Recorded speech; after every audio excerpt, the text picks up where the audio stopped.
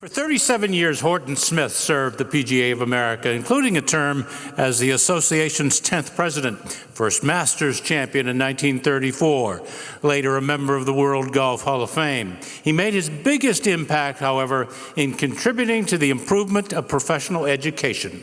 Thus, the Horton Smith Award, which was first presented in 1965, honors those PGA professionals who have upheld Smith's tradition of elevating the educational standards of their fellow professionals. While tonight's recipient shares the name with one of our country's presidents, John Kennedy Jr. has established his own identity through his work in PGA education in the Metropolitan PGA section.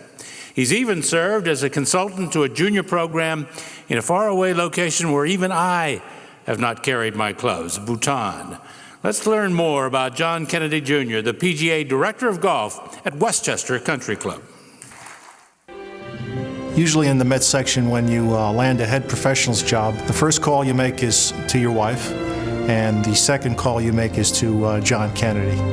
In 1987, I was the Player of the Year in our section. So in my mind, I was a player and I was headed 100% in that direction. And I was over in South Africa playing that winter, and I got a telegram that said, Quaker Ridge is looking for you, call them. And I took the job in a 10-minute telephone interview from Johannesburg, South Africa. I was so far removed from the operation of the pro shop that I kind of panicked. I said, I don't know what I'm going to do.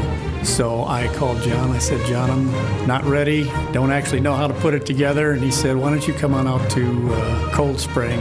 And he sat with me for 3 hours and just kind of spelled out how I was going to go about putting this thing together. And he's been my go-to guy ever since. I think very much it is your responsibility as a PGA professional to lead others in the right direction, to give others inspiration, encouragement. And I consider it my obligation really to share what I've been fortunate enough to learn and to grow with. John really wants to help people, and he's sincere with it. He's very generous with his time, and he's really a selfless individual in wanting others to succeed. As many people you talk to in education, they feel like they get more out of education than they ever put in. And I think the same thing with whether it be donating things or spending time, usually walk away feeling a lot better. So I think that as a human being, it's important. And I think as a golf professional, because you have opportunity to impact a lot of things, you have a responsibility to do it. What I try to do around 12:30 is I have a pretty good handle on what I have left for the rest of the day. And I just go quietly for about 10 minutes by myself and reorganize the day. It has helped me focus for the afternoon. So that's, again, something that's in the handbook. The Head Professional Handbook is an incredible compilation of the work of 12 professionals who sat in a room and just put down ideas as to the way they run their operations. John said, you know what, we need something that we can hand to our golf professionals to give them a chance to take a look at some of the success stories and the best ideas of the best. It's amazing how much information there is. All aspects of the golf shop, the buying, budgets, just every aspect of the business, your staff, training, is covered. I think it really will become a roadmap for a lot of professionals to present in terms of their interviews at jobs or in terms of creating new ideas and new ways to do programs at their clubs. And I doubt that there's any other golf professional in the country that's put in the amount of time or developed a manual so thorough. And that's why he's so deserving of this award, and I'm proud of him, and he really deserves it because he went above and beyond his job to educate fellow professionals so they can become better. It elevates the standard. It elevates our standard within our members, within our association, within our community. So the better educated a golf professional is, the better all those standards keep rising. You're talking about a golf professional here, but when I think about John, that's really not primarily how I think about him. I think about John as this incredibly caring and compassionate man who's always trying to figure out a way that he can help you. You know, John's got about 1,000 members here to take care of. I think he's got another 300 pros in the section that he also takes care of. So, yeah, he definitely is the man to call on. You should never stand still. You should never stop learning, because when you do, not only do you lose some of the excitement in life, but you also owe it as a PGA professional to continue to grow, and education is that path. Ladies and gentlemen, please welcome John Kennedy Jr.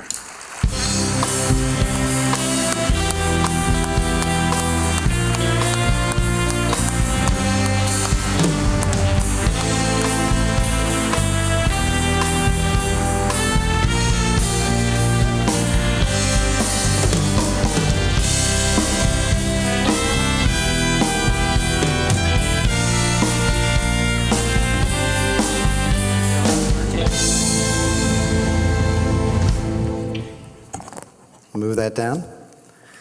Congratulations to all the other award winners. Following gentlemen and soon to be a lady like these people is very inspiring to me.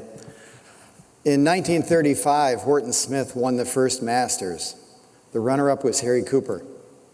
In 1991, I was selected as the golf professional at Westchester Country Club, and so tonight I close the loop.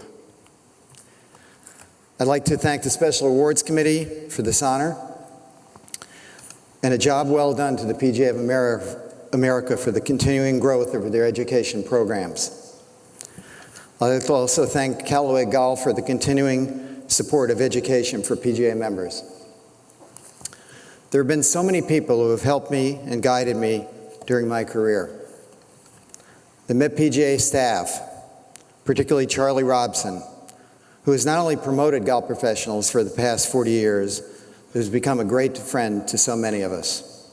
And I guess this would be the time to mention, on behalf of Nelson and I, that the Met section is the best section of the 41.